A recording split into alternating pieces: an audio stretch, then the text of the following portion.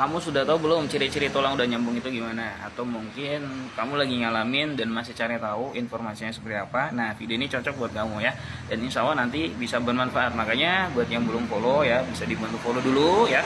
Biar nanti ada informasi faktor yang bisa bermanfaat buat ke depan. Nah, sambil kita mendasarinya dari Kak Mum Sarah 08 nih ya.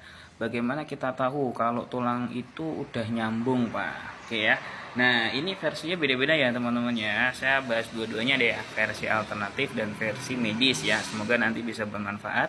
Yang punya pengalaman yang sama bisa sharing di kolom komentar. Jadi sebelumnya di versi medis dulu ya. Kalau versi medis teman-teman gak usah bingung sih sebenarnya. Karena kan biasanya kalau di medis ya, tubuh gerak atas itu biasanya 2-3 bulan ronsen ya.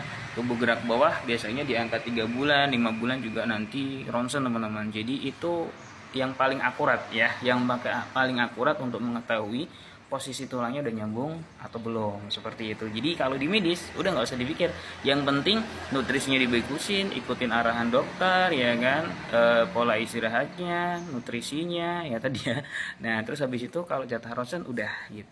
Jadi kalau teman-teman medis nggak usah dipikir, artinya karena nanti ada waktunya sendiri untuk ronsen seperti itu, dan udah ikutin aja ya. Jadi nggak usah ronsen sendiri. Kalau saya mending ikutin jadwal ronsen dari medisnya.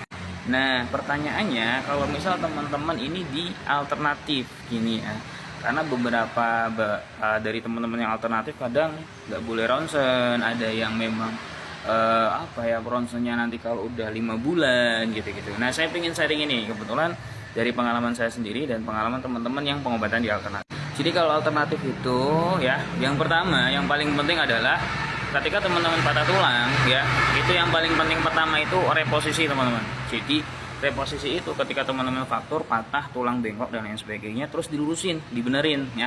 Nah setelah dibenerin itu biasanya ada waktu sekitar 1-2 bulan untuk reposisi di alternatif. Nah di posisi reposisi tadi gitu ya, itu ada faktor imobilisasi. Udah, jadi di situ diem aja tuh untuk menyambungkan tulang ya.